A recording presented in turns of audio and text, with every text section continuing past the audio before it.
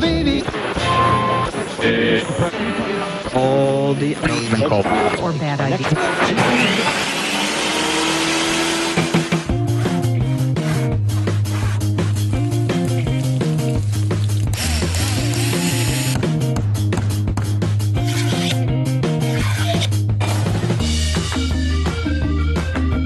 You're listening to the Breece Creator Podcast. I'm Lee Breece. The one-year anniversary of this podcast was this past week, but I'm not sure when exactly. A lot has happened since Columbia, and being 3 months ago from now, yes, a lot has happened, as you can imagine. I've got a lot of life updates to share, weight loss, shop stories, including my first 3 projects of 2018, and my first ever photography gig is coming up. It's also my first party at college, too, believe it or not. Great stories to share and ideas to talk about in this project, as always. Whether you edit photos with the editor on your phone or spend thousands on thousands of dollars software, amateur or expert, there's something in this project just for you. I can't believe it's been a year since I started this podcast. Honestly, it feels like a lot longer. Here's to another year, starting with another episode. Just to start off, I would like to say thank you to those of you who have listened to this podcast throughout the year. Although it's been a struggle to consistently produce episodes, I want to say thank you to those of you who are listening to this and who have been listening to the podcast through our trials and woes, through our trying to figure out what exactly this podcast is and what it's supposed to be about. It's still sort of in that form. One school of thought says that you can't develop anything, or you can't figure out how something works or why something works until you figure out what it is. That's really the college, very analytical, philosophical way of looking at things. But then there's also the other school of thought that says that if you're doing something to become famous or become really big, or just to do it for fame or glory or any of those kinds of pleasures, as we say in philosophy, because I'm in a philosophy class this semester, believe it or not, then you're doing it for the wrong reasons. And I believe I'm doing this podcast for the right reasons, and that's why it hasn't exploded or become popular or anything. It's become something it's supposed to be about making and creating, and it's also kind of a way to catalog my life without putting a lot of effort into it. But it does kind of take, especially when I go through months at a time, it is kind of hard to remember exactly what is a unique event or what events would describe the last couple months of my life. Even from week to week, like I go back to some of those episodes that I recorded throughout the year and I listen to them, and it's like, that really happened? Or I go back and I think about it, and it's like, I would like it had I put a month space in between episodes, I would have not considered something that I talked about in that episode to be significant. But in that way, it's weird to go back and think about. It's like, how do I not remember doing that? And this is like an episode from 6 months ago, and I can't remember what the heck I'm talking about in the episode. And it's kind of cool for me to listen to me describe it. I don't know. That's also a little selfish reason too. And I've learned a lot, especially now that we're getting to the second semester. This is we're about the third week into the semester. I think we're coming up on the fourth week. And I had to apply for so much crap. It's like applications for this, tryouts for this. It's just, there's so much stuff to try out for in college. Like the first semester is all about going to all these call outs. Second semester is about applying for all this crap. At least freshman year is, because I'm a freshman. I don't know much more beyond freshman year. And so I've had tons of interviews. I've had to fill out a bunch of applications. I have not needed a resume yet. That is significant. I think I've not needing a resume is like gold right now, because I don't really have anything good enough for a college resume. I mean, I got stuff that translates from high school, and I have stuff that I could put on a resume, but it's not stuff that you would consider like, you'd want to put on your resume. Like I would not put Ace Hardware on my resume to do some business fraternity or something. I would not put Eagle Creek Nursery. Although I love these two businesses to death, I had a great time there. It's just, it's not something you would put on a professional resume. Obviously, I mean, you don't put your high school jobs. I mean, if you're a 40-year-old, you're not putting your high school jobs on your resume. And if you do, I would love to talk to you and learn exactly where life has taken you and what your boss or what your interviewees ask you in your interviews, especially if you list those. I mean, I don't. Maybe some people do. I don't know. Like, maybe that's something I should ask. When do you take your high school jobs off your resume? For me, never, because I never put them on there. So that's that. But I bring up this whole application and applying and interviews and stuff like that because I had to come up with really clear and well understood ways to both describe myself and also sell myself, which, as egotistical or narcissistic you may think I am, especially for starting a podcast about me, more or less, which is supposed to be about my making, not necessarily just me or my creating or my witnessing of other creators. But I actually am not very good at selling myself, and I realized one of the big things that I struggle at is introducing myself to professionals. So we're talking about people with like 6-figure incomes and huge resumes and have been in the news and people like that. Like the board of trustees here at Purdue, I just don't like, I went to a board meeting to meet them and I just tanked. Today we had some conference that Mortar Board put on. They invited all these leaders on campus too. I introduced myself to Rob Smith, who's the president of the Eli Lilly Foundation. I also tanked. I felt terrible. The other thing is too, is that when you get people like that, like as soon as they get a free moment, a million people run up to them. So when you go up there, you got to know exactly what you're going to say. You have to get your message across, like an elevator pitch, because you're interrupting some other conversation that person's having. And that's what I don't like. I always wait to the last second because I don't want to have to talk when anybody else is around. I want one-on-one time with people. I don't like this having to talk with a million other people. I have a personal conversation with somebody when I got a million other people around. And that's probably one of the things I struggle with, because it's like, it's like trying to, it's trying to like sell yourself, but you're selling yourself in front of an audience. It's like a competition almost. I don't know, maybe like a catwalk or a runway type thing. I don't know. It's just something it's frustrating. But it's all this leadership stuff, having to describe like what is a leader, how I feel about leadership and servitude and all this other good stuff. And I feel like that this process has really helped me figure out who I am, more or less. I always had this inherent drive to be a leader, and I always thought it was for selfish reasons. And I always thought I had to come up with a way to myself to define or to demonstrate to myself that I had to find a way to convince myself that I wasn't doing things for selfish reasons or anything like that. Like being a leader was not for selfish intentions, and because I never really thought it was.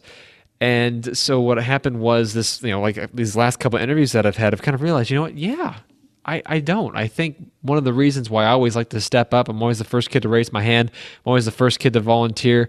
I think the reason, which when I said that kind of stuff in the interviews, like they really took that stuff. So if you have any interviews coming up, always say you're the first to do something or the first to volunteer to do something.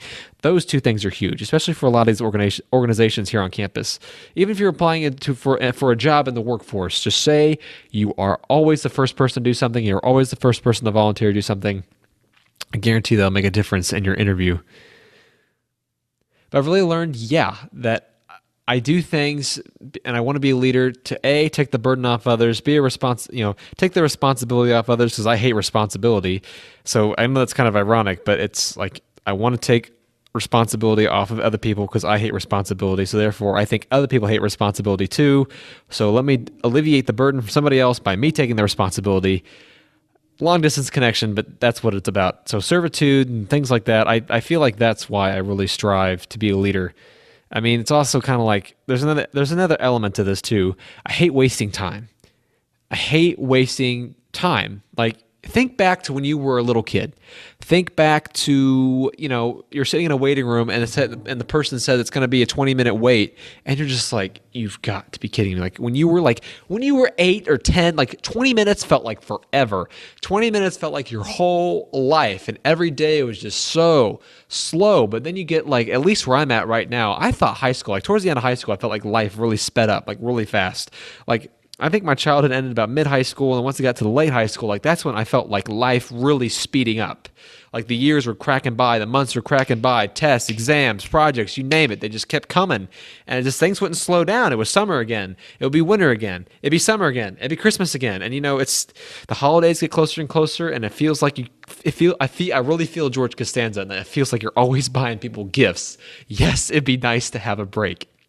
And once I got to college, I felt like my life sped up even more, and things keep going faster and faster and faster. And it's like, it's getting to the point now where like 20 minutes is 20 minutes is nothing. B, there's not enough hours in the day to do anything. C, it takes hours to do anything.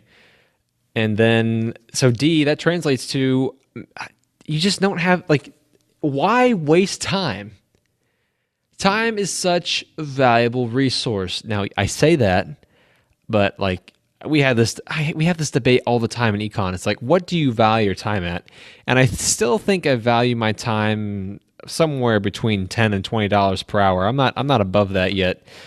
Which I'll talk about my photography gig later. I'm definitely not charging enough for that according to the industry standards, but I feel like for myself, when I'm charging for that, it's justified. But we will get to that a little bit later in the episode. And so when I say like you're the first to do something, you want to volunteer to do something, like I'm always like, let's get this done as soon as possible, get it off my mind, get it off my to-do list. Why would you put it off? And I feel like that's actually something that's translated just this semester. I don't feel like I was like that a semester ago. I think that's something that is a significant change. I like getting things done now. I don't like putting them on my to-do list. I don't like writing them down. I don't like putting it in my mind. I don't like thinking about it. It's like, if we can do this right now, we're going to do it right now. And it doesn't matter what it is. That's homework. That's visiting with a professor. That's studying. That's having to do something. That's having to read an email, like read a text message. Like, why, like, I can't stand the people who will like read, they'll see that they got a text message and then they'll look at it and they won't respond. Like immediately. Like when you look at a message, you should respond. When you get a phone call, you should call someone back. As soon as you get an email and you read it, you should respond to it if you need to respond.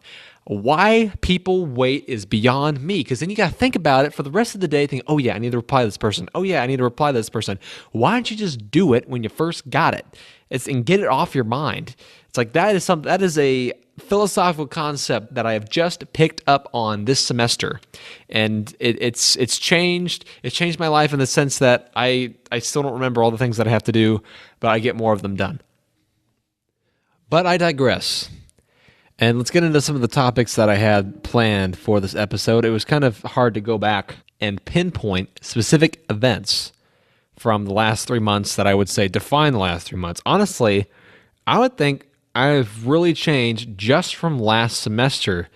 It's incredible to think about it, but like the person I am now is not even close to who I was a year ago. It's just so weird how that process just changed. And it's like after going through so many years of high school and being the same person for so long, having this, wearing the same clothes, same friends, doing the same everything, participation and stuff like that. It's just incredible how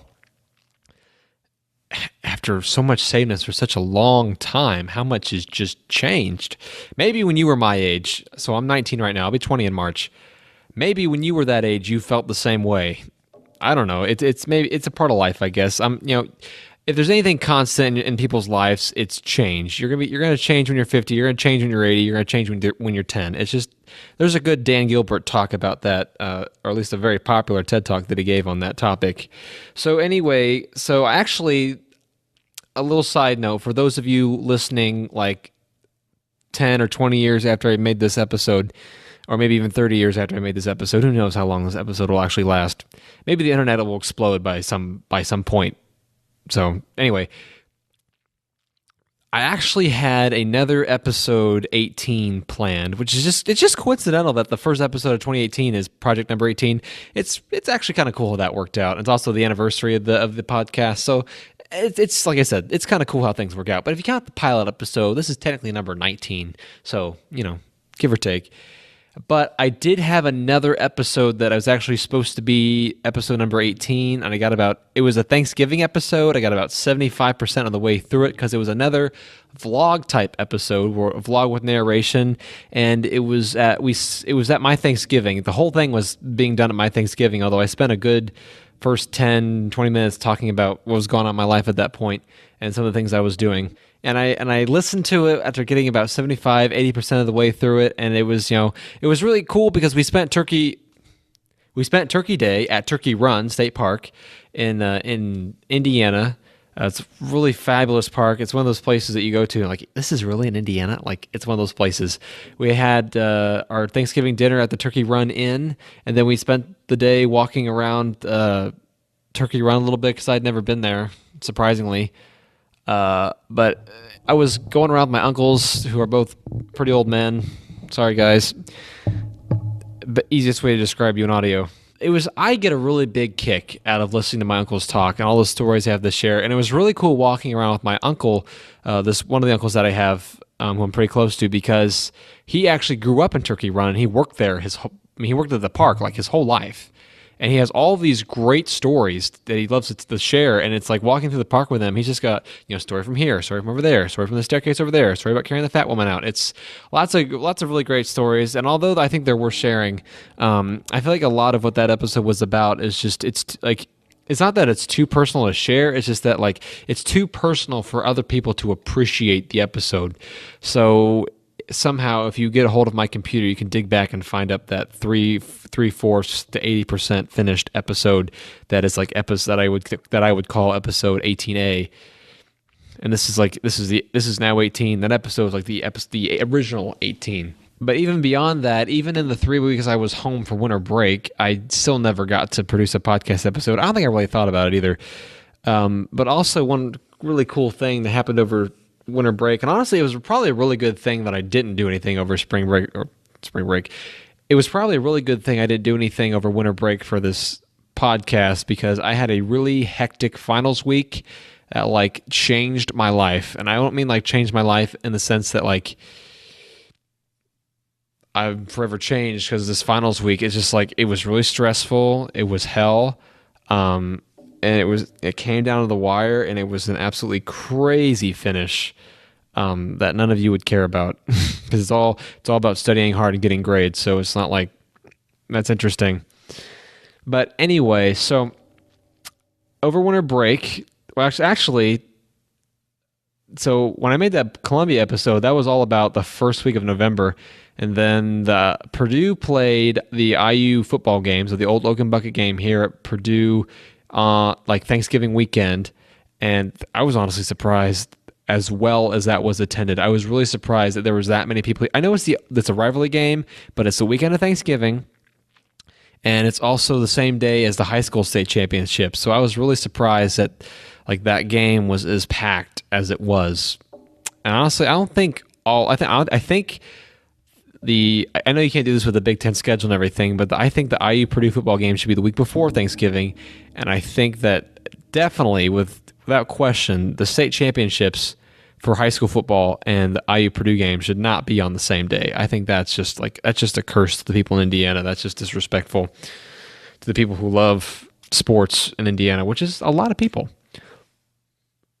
But anyway, what was really surprising is that Purdue played at Iowa the week before the IU Purdue game, and Purdue had lost some really bad games. So like Nebraska and Rutgers, like teams Purdue should not have lost to, even though this season is better than like the last 10 seasons combined. Purdue should not have lost those two games. And then we're going into Iowa, and Iowa had crushed Ohio State, who Ohio State finished like number 5 or something like that. And Ohio State only finished with like 2 losses on the season. But they got crushed by Iowa. It was like some ungodly, like uncontested game. Like it was incredible. Like 55-20 or something like that. Iowa won. I couldn't believe it. And later in the season now, Purdue's actually playing at Iowa. And Purdue won the game. I mean, like that was like I looked at the app on my phone that I get all my scores from, and I saw that. And I was like, is this basketball? Because Purdue smashed them. I mean, it was also like 50-20 or some, like I said, ungodly, uncontested contest. I couldn't believe it.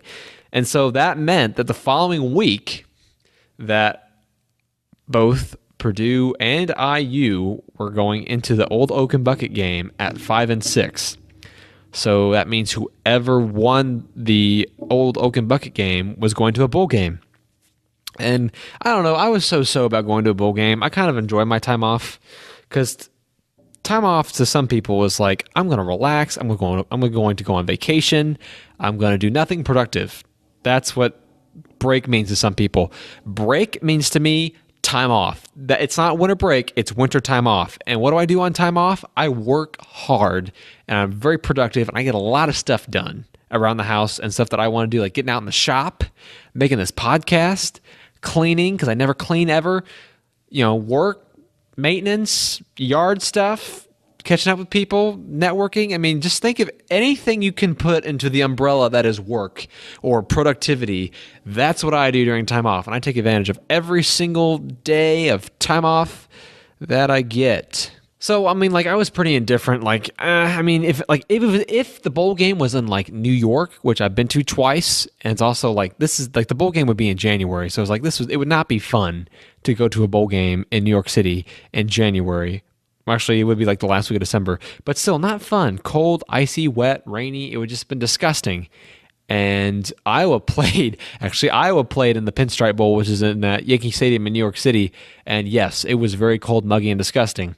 The other game that Purdue was expected to go to was not Jackson. Well, Jacksonville was considered to be in the running, but I don't think that was ever really serious.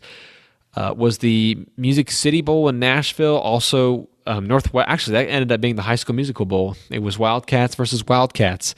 It was Northwestern versus Kentucky. And that also was a really disgusting and cold game. So that would have been a miserable experience. And the other thing too is that if the bowl game was in New York or Nashville or even Jacksonville, we would have driven. So we all would have hopped on buses and been on buses for like 12 hours straight to go to this bowl game, which would have been ridiculous because we would have only been there for a day and a half to 2 days. So driving for like 24 hours total for a total of 48 hours of being somewhere is just ridiculous. But we were very fortunate that the Purdue got selected to go to the Foster Farms Bowl, which was in, or I guess is always in, the new stadium that's in Santa Clara, California. I guess when they tore down Candlestick and built this new stadium, they moved it from San Francisco to Santa Clara, which I'm told there's controversy around that and that decision. But of course, that's business people trying to capture up other business people's money, especially with all the tech stuff in Silicon Valley and stuff. But that's, why do I care? It's not my state. So that was a really lucky draw. So that means I got to spend a week out. Well, I say a week. It was about 4 days out in San Francisco, Bay Area. It was actually, it was really sweet. It was my first time going to California, and I'm kind of happy that I went to Columbia first because California, most of those towns, or cities, they seem like a combination of both foreign cities and American cities. They're like a hodgepodge combo. It's because of like the diversity and the types of businesses and stuff like that, way that the structure's organized, and the hills especially. San Francisco really resembled Bogota in how hilly it was. But San Francisco, I think, is like known for its hills, and it was insanely hilly. Like, you're talking about like really like these really like take a semicircle of a spear, like cut a cross section of a spear, and that's like the hills in San Francisco. They're really steep and they're like really small relatively in size. It's not like you just kind of go up a hill and then it levels out. Like you go up a hill, you get to the top, and then you go down the hill. That's the way San Francisco works. So Purdue won the game.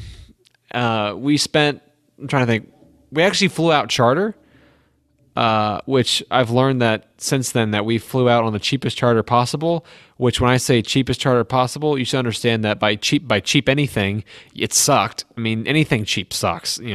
That's just the bottom line.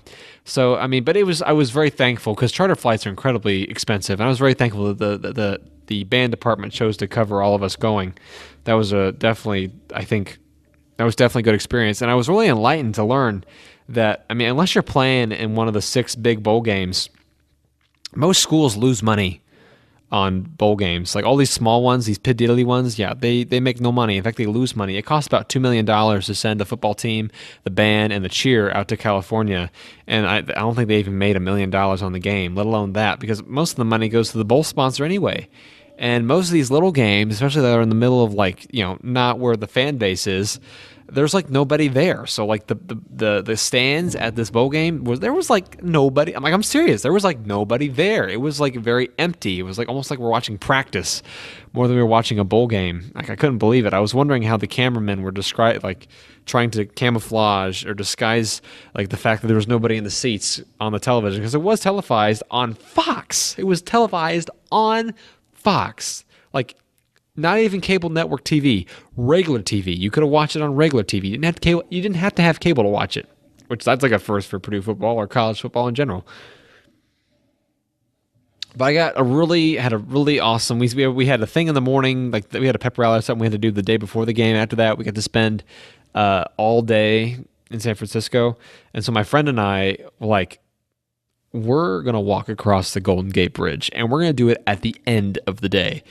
And so what we did in between was go all the way up to, if you're from San Francisco, I'm sorry if I butcher any of these. I think we went up to, I think it's Dewitt Tower, up on the top of this really far hill. We were staying at the Marriott Marquis. We walked up to the Dewitt Hill, which is like next to or past the Bay Bridge that connects San Francisco to Treasure Island, which then connects Treasure Island to Oakland. And then we walked from there all the way to In-N-Out Burger, which In-N-Out Burger was packed with tourists. Like, we're not doing this. And we decided, well, we're not really hungry anyway, and we just kept walking. And then we went up to Ghirardelli Square. And then after that, we played ping pong, actually, Ghirardelli Square. That was fun. And then we went down to the beach and walked around on the beach on our way to the Golden Gate Bridge. And then I really don't think we stopped at anything else. I mean, I'm sure I gotta scroll through my pictures again. I'm sure we did stop at other places along the way that were of cultural significance. We didn't necessarily go in Fisherman's Wharf, but we walked by it, and then there's the San Francisco National Port or something like that. Oh, we also did check out Pier 39, and I got some socks, and I'm actually wearing them right now. I got some really good socks from the stock market in Pier 39. Socks are my thing. So if you ever wanted to send me anything, I always love a good pair of socks. I don't know why. I all my socks are really cheap and trash. So if you want to send me a $9 or $10 pair of socks, that would honestly make my day. And so then, and honestly, that was 2 days after there was a terrorist threat at Pier 39. So that was, it wasn't scary, but we were thinking about it as we walked on it. Oh, and then every chance we got, we took pictures with Alcatraz. We couldn't get tickets to go to Alcatraz. They were all sold out, but it's just weird. I have all these pictures of various places around the bay of us standing in front of Alcatraz. It's actually kind of funny. You have you can watch us you can look at these pictures and watch us kind of go around the bay just from the perspective of Alcatraz. It's kind of interesting.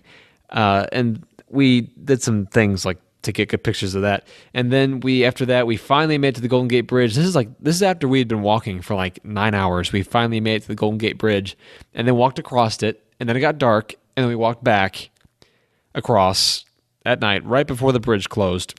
And here's the thing that really surprised me about the Golden Gate Bridge, besides the fact that it's ginormous. But I will say that I think the Golden Gate Bridge is overrated. The Mackinac Bridge, or the Manhattan Bridge, or the Brooklyn Bridge, those are all some fantastic bridges.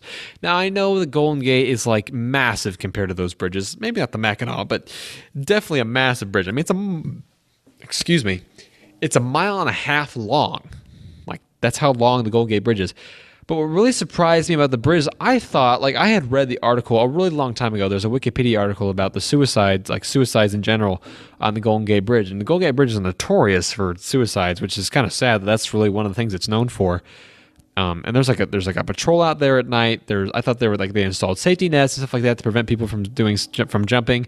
And I thought I was going to go up there and see all this precautionary stuff to prevent suicides, and it's there was nothing. If I want to jump off, I could jump off. Seriously. So I don't understand what that Wikipedia article was talking all about, but that was what I was really surprised about. But it was really cool to stand in the middle of the Golden Gate Bridge and look back at San Francisco, especially at twilight hours, right after dusk, and it was just really cool to see a purple sky with all these lights from the city. It was very cool. But then we walked back, and by this time, our feet are killing us because you don't I know it's really hard to describe, but the distance we traveled, I think we calculated after the fact, but we did very close. We walked very close to 20 miles that day going around San Francisco. Walked 20 miles, and we're not at this time. Neither of us work out. So, well, I was kind of working out, but so none of us are in shape. We're not wearing good shoes for this. It was very much it hurt us a lot to do this walking. But we did get to walk through Chinatown, which was kind of cool on our way back, even though our feet were killing us, and we're just trying to get back to the hotel because we knew as soon as we sat down, we were going to not move for several hours. But one of the things that I actually love about San Francisco is their little houses that they have along the street. They're really cool townhouses. I thought they were just so cool. I got a lot of pictures of those. It just seems like such a cool idea and such a cool place to live. You got the little garage, the little car. It was very neat, very cute decor on the outside, cool craftsmanship. It was very, very cool. I also got a lot of like down the street pics. Like I would stand in the middle of the street or middle of an intersection, like up a hill or down a hill, and I would take a picture of the street. I got a lot of cool pictures like that. And the other thing that we did since we're in California is that my friend and I took like pictures of every time we saw a Tesla. My friend would run up to the Tesla with a thumbs up, and I'd take a picture. We got like 30 pictures with Teslas. It was just one of the idiosyncrasies of that day, or one of the things that made that day kind of special. And then we finally got back to the hotel, crashed. Next day to the game, flew out that night. Just the way things worked. Except the charter flight was so annoying because like if you have the option to fly charter, don't do it. Charter is just such a pain in the like butt. Like I think even flying a private jet is a pain in the butt. 'Cause you have to understand that these people who like are operating the plane and like are your flight crew and everything, they're making a special effort, not a routine effort, a special effort to be a part of this flight. So I mean, it's not like they're on a routine, they're on a clock. Like it's not like they're going to show up when they say they're going to show up. A charter flight, everybody's got to, it's everyone's coming in from different places. It's not like, they're already on the plane. It's like everyone has to come to work more or less. Actually, and one of the things that happened with our charter flight experience that we initially went to the Oakland airport because that's where we thought our plane was taking off from. So wrong. It was not flying out of Oakland Airport, which I was asleep for this whole process, by the way. So then apparently we drove from Oakland to the San Francisco airport, where there our charter flights were, but the crew was not like scheduled to show up for another 2 hours. So we waited on the bus for 2 hours, and then they finally got there, and the plane was there and everything. And then we had to wait like an hour before they got security set up, and then we had to wait. Then we had to go through security and wait for everybody to board the plane. And then we added people to the flight. I guess they do calculations every time before they like take off to calculate how much gasoline they need. And because we added more people last second, we had to refuel. So then we had to fly over to we had to drive over to the terminal and get refueled and then take off. And I think from start to finish, I think from the game, like the game ended at like 9:00 because it started 5:30 Eastern, like Pacific time. So the plane took off like 5 or 6 o'clock the following morning. Like it was beyond stupid how long it took to get that plane ready for us to fly out. It was beyond stupid, but it was nice though. We did get fed on the plane. That was pretty okay. And also I read this book my sister got me for Christmas about Emmanuel Macron. He's a really successful politician over there in the France.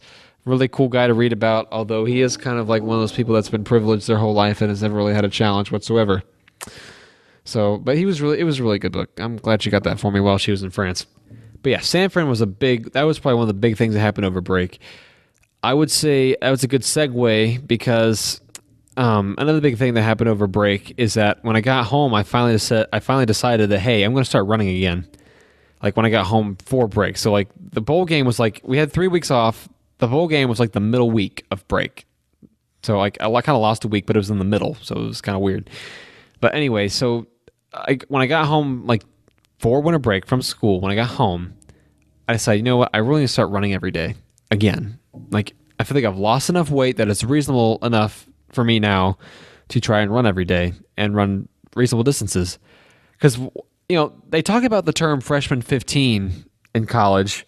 Where you go to school and in the first month you gain like 15 pounds. And that has happened to a lot of people. I've seen it. I've seen a lot of people gain a lot of weight like last semester. I've seen it happen. But what I noticed was those people that were gaining weight were people that like they're already sort of kind of fat anyway. Like people who aren't active, those are the people that are affected by the freshman 15. If you're always walking to class, you're always taking the stairs, you're doing stuff right, you're going to lose weight because you're walking to class like cross campus all the time. You have to go up and down stairs all the time. And honestly, like I personally believe this now that I've been in college for a semester. I think when you have buffet style, especially when you eat it all the time, that it's way easier to eat healthy. Because when the healthy food is just as convenient as the unhealthy food or the junk food, it becomes all of a sudden immensely easier. You've eliminated all of the barriers to entry for healthy food. You eliminated the cost, you eliminated the inconvenience, you've eliminated the preparation. All I have to do is just go get it. So I'm proud to say that for the majority of the time last semester and this semester as well, my friend and I have held each other to very strict, I wouldn't say dietary restrictions. I say we've had very high expectations of ourselves to eat healthy. And so we have a salad for lunch every day, and then we have a very, very healthy and small portioned dinner. That to me, that's the big thing people need to understand is that if you want to lose weight, yeah, eating healthy is part of it, but it's also eating less. I mean, you have to understand how many calories your body really needs. I mean, even if food's healthy, if you still eat a lot of calories, it's just as bad as eating junk food because you're still consuming a lot of calories. Your body only needs so many. And here's the misconception. Here's something I really want to illustrate for you about weight loss. When you have ate junk, I wouldn't say junk food, but when you have ate well your whole life or for a long time, your stomach is a certain size. Like it expands to a certain point when you eat food, and it stretches and contracts, and it gets used to being a certain size. So when it shrinks back to its normal size is bigger than what it would be if you never ate anything. And so it's really hard at first, but once you cut out all of the snacking and all of the huge portions at meals, that's when it really becomes a lot easier to consume a lot less calories every day. Like, yeah, it was hard to just eat salads and not snack. The first couple weeks I did it. But after doing it for a while, my stomach naturally contracted to a smaller size, and so I just wasn't as hungry all the time. And I think also part of that is that my bottomless pit of being young is also ending, to where I just can't consume, endless amounts of food without consequences. That's also ending. But like I said, the key to weight loss, in my opinion, is having an active lifestyle, eating less, and eating healthy. And that means vegetables all the time, protein all the time. Well, very rarely have carbs. I very rarely ever have carbs. I do have pasta from time to time. I have a slice of pizza here and there. I have bread. I have sandwiches from time to time as well. But it's very high in vegetables. Actually really surprised I don't eat fruit either. It's just there's never really a convenient time of day for me to eat fruit. And then it's a salad at lunch, something light. And the other thing that is a consequence of eating a salad every day for lunch is that I can no longer tolerate eating heavy foods for lunch, like lasagna or like a meatloaf sandwich or like a beef sandwich. It's just too heavy in my stomach. It's not that it gets upset. It just feels weird and you feel gross. And it's really disgusting. And it makes you not want to eat like that. And so I'm very content with just eating very light salad with a lot of beans, a lot of fiber, little bit of dressing, that's a really cool thing about the salad bar here is that they have a lot of wild stuff you can put on the salad, which is nice. And then but just kind of digress back to the consequences of all this. I went into college at the highest weight I had ever been. I played sports throughout my childhood and up until about freshman year is when I started dropping off all the sports I played. So I'd always been a relatively decent weight, at least for my age. But I also had an early growth spurt. I grew 8 inches from 3rd to 4th grade, and I was 5'8" as a 4th grader, and I stand 5'11" today, maybe barely 6 foot with shoes on. And so I've always even at this young age, I really have 10 years of information I can go look back on to compare where at my life I was at my healthiest. And I know for a matter of fact that when I ran track in 8th grade, I was somewhere between 180 and 190 pounds. And I was 5'9", 5'10" at that time. And that was also when I was running track. I was playing basketball and playing football. I was a 3-season athlete. But I also was able to run a 5:15 mile, which I cannot do now. Actually, it's been a long time since I've tried to run a mile. My best mile since then is probably 6 minutes. I can't get even close to that 5:15 number that I ran back then. But what I can do now that I couldn't do then is run multiple miles. Like before mile and a half, I could barely finish a mile and a half, barely finish 2 miles. It would be very difficult, because what happened to me once I quit sports is that my activity level went down, especially because when you live in the suburbs, living in the suburbs is not a very active place. Like, you don't walk anywhere. You walk from your house to your car, and from your car through the parking lot to where you're going. You don't really walk anywhere. I mean, even once you get to your place, you're staying in that building. You're not really walking around anywhere once you get to your building. Or like, even when you go to lunch, you drive to lunch. Like, it's just the way suburban life is, which I'm not sure if I like it very much. I don't know. It's just going to college has kind of thrown me into a whirlwind as far as my opinions on rural versus urban living. I'm not sure what I believe anymore, but being at college, I was just walking around so much, being so much more active. I lost all this weight. High school, I wasn't doing that. And high school, I gained all this weight. As a matter of fact, I'm wearing a pair of pants right now, even as I record this, that a year ago I couldn't fit in. Like, I couldn't get them on. They were really tight around my thighs. I couldn't get a belt on these. I couldn't snap them shut. Couldn't zip it. They just didn't fit.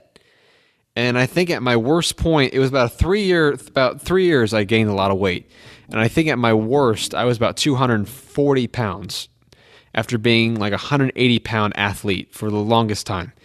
And it was really irritating, but it never irritated me to the point where I really needed to do something about it. And then on top of that, like, I really wasn't in a position where I could really do anything about it, because I'm at home, I'm eating what my mom makes me.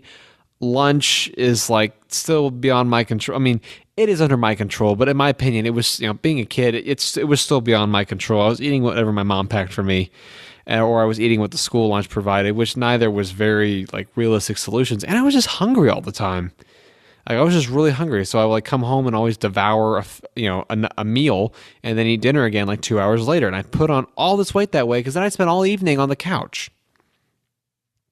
I would do nothing. Or I would do homework. I'd sit down and do homework. I have realized that I am a person who can't do sit-down work. Like, I can I max out at like an hour and a half is like the maximum amount of time I can sit down and do work. I have to be moving. I have to get up and move. Like, for me, it's just like, I wasn't made to just be someone who just sits in an office all day doing stuff. I'm meant to get active, get up, get around, meet people, go for a run, do active things, play basketball, walk to lunch, walk back to the office, things like that. I cannot sit down for more than like an hour and a half doing homework, and I can't concentrate for that long either. That's honestly probably a big problem, especially when you have final exams that are like 2 hours. It's just, I can't sit down that long and focus. Which kind of like goes back to the whole, well, Lee, if you're interested in making stuff, why didn't you do a trade school? Well, that's also not me. That was also not so. I mean, I think it'd be really nice to have a skill like that, but at the same time, like, if I have the opportunity to graduate with multiple degrees from a highly accredited university and then go on to get more degrees, or maybe even get a professional degree like a Juris Doctorate or an MBA, it's like, well, if I'm capable of doing that, then why would I settle for a trade school? Because I would always be saying that, well, I went to trade school, but I had the potential to do all this stuff. And I could be very happy doing trade school stuff. I mean, I wouldn't lie about that. But at the same time, I also have other ambitions and things I want to do with my life. I'm very motivated. That's something else I've learned about myself recently. I am a very motivated person. When I say I want to get something done, I mean it. When I say I'm going to do something, I'm going to do it. I'm very serious. I'm very serious about everything that I commit myself to, which I'm very selective about that. I thought that's also how you can become a motivated person, is by being selective with what you choose to make priorities. But digressing back to the weight loss. So, max out, 240 pounds, college. So, actually, even before that, I applied to the Naval Academy, okay? At this weight level, 240 pounds, I had to do a physical test. Absolutely terrible on the physical test. Then I sort of didn't apply for the Marine Corps ROTC scholarship. Like, I didn't finish it, but then I got an email from like the state recruiter or whatever, like the day before it was due. It said, come to our office tomorrow and finish this. I said, yeah, okay, yeah, I'll do it. Because I felt very like it felt very special to have like the state recruiter for Indiana for the Marine Corps say, "Hey, I've read your application and I want you to finish it." Like, to me, that meant a lot personally. And so, but then I took the physical test and I didn't qualify for the scholarship because I failed the physical test. And that was really disappointing. But it wasn't, like I said, even at that time, that wasn't enough to motivate me to get healthier. The fact that I had to run 3 miles didn't motivate me. That's not the 3 mile and the sit-ups are what killed me. Didn't motivate me to get better. So all summer I'm working all the freaking time during the summer. I'm working at the nursery. I'm doing side jobs. Later we had corn to do. I'm doing all these various jobs for farmers and whatnot. And I'm busy. So I'm still putting on all this weight, even though I'm working all the time. Which people say that if you're really working all the time, that you're going to lose a lot of weight. I don't believe that for 1 second, because I was out picking corn every day for a month, and I didn't lose any weight. And I would be doing that all day, and out in the hot sun. You're getting itchy, you're getting wet from the dew. It was a very sucky job, and no, I did not lose any weight. But then I get to Purdue to try out for the marching band. I think I've described this story earlier in a podcast episode, so I won't go into deep detail about this. But on the second day of band camp, because I was doing the Purdue marching band, I was invited to try out for the big bass drum crew, which if you're not familiar with, Purdue has a long tradition of the BBD, which is the big bass drum. It's like a 10-foot tall drum, approximately 8 feet in diameter. A lot of history to it. It's one of the icons of the university. And when I I didn't know I could do that. I didn't know like they had a crew that you could apply for, and I never thought about doing it anyway. So then I was incredibly excited to be offered this, and I couldn't believe that I was offered this opportunity. Pushing around a huge, this is like a 300-pound drum, requires some physical ability. So obviously there's a physical test. After bombing the previous 2 physical tests, I thought, well, here's a time to redeem myself, even though I haven't worked out at all to prepare for this test. And of course, I do it again. Like I do this physical test with BBD, and I bombed it again. 3rd test in a year physical test that I had bombed. And it really just, that one really stuck with me. That one really got to me. Not to the point where I started working out all the time, but definitely to the point where I would start eating healthier. And I think it was that moment for both my friend and I that was really what motivated me, who motivated him, who motivated me some more to really eat healthy. It was that significant moment. I think significant change comes with other significant change. So like I feel like moving to Purdue is one of the reasons why I lost so much weight, because it was a big lifestyle change, a change of scenery. Sometimes big changes come through big changes. And then after that, my friend and I came up with all these different scenarios for trying to get us to eat healthy, like the 1 plate policy, the food pact. We had various rules, things you couldn't do. And I think it was that relationship between him and I that really set us off in the right direction. But anyway, once I got home after the semester, I ran I went on a 2-mile run. Felt like I could do more. Next day, 4-mile run. Felt like I could do more. 6-mile run the following day. Still felt like I could do more. And now every single morning since the beginning of winter break, with the exception when I was in San Francisco, which I was really upset I didn't run in San Francisco because that would have been a beautiful sunrise. With the exception of San Francisco, I have run 8 miles every day, every morning for about a month. And I can't believe I'm sitting here right now telling you that. And so one of the big things that I'm wanting to do, well, I'm not sure if I'm going to do it or not. I really want to build all this momentum and run the mini marathon coming up in May, because I'll be out of school. Well, actually, I technically won't be out of school when they do the mini. Mini is mini marathon in Indianapolis is like prom weekend in terms of high school calendar. So it's like early May, but it's really expensive. It's also the Saturday of finals week, so I may or may not have a final that day. And I'd also have to train for it, because it's not like I can run 13 miles right now. And honestly, I would really only do it if I could get in the top 500, because as expensive as it is, you get a lot of free stuff when you finish in the top 500. So it's like, well, if I'm going to do it, I should be really serious about it. And I'm not sure I could commit myself to something like that especially like it's been a long time since I've had to commit myself to a physical goal, not just a grade goal, like a mental goal, but a physical goal. So I'm not sure yet if I'm going to run the mini marathon or not. I'm sure listening back to this episode months from now, years from now, like I'll just laugh at myself for saying that. But we'll take one day at a time. We'll just see how it goes. I'm very happy now where I am. And the thing is that I'm still losing weight. So it's definitely possible for me to keep getting my times up. Because I think, honestly, what enabled me to run so much better was all the weight that I lost. Like I said, I went in freshman year here at Purdue at the end of the summer, 240 pounds. I now weigh 200 pounds. And this is without like me actually like telling myself, hey, I want to lose weight. It was just, I want to eat healthier. I want to have an active lifestyle. And then I lost all this weight. And I'm still losing weight now. And my goal is to get back down to that 180 weight that I was when I was in middle school. So that way I can really be like a serious athlete and just feel better. That's one of the things. Honestly, since I lost all this weight, I just feel so much better. I sleep better. I can focus better. I'm more attentive. Everything about my life is just better at this point, which is very much a good thing. And I want everyone to have that experience.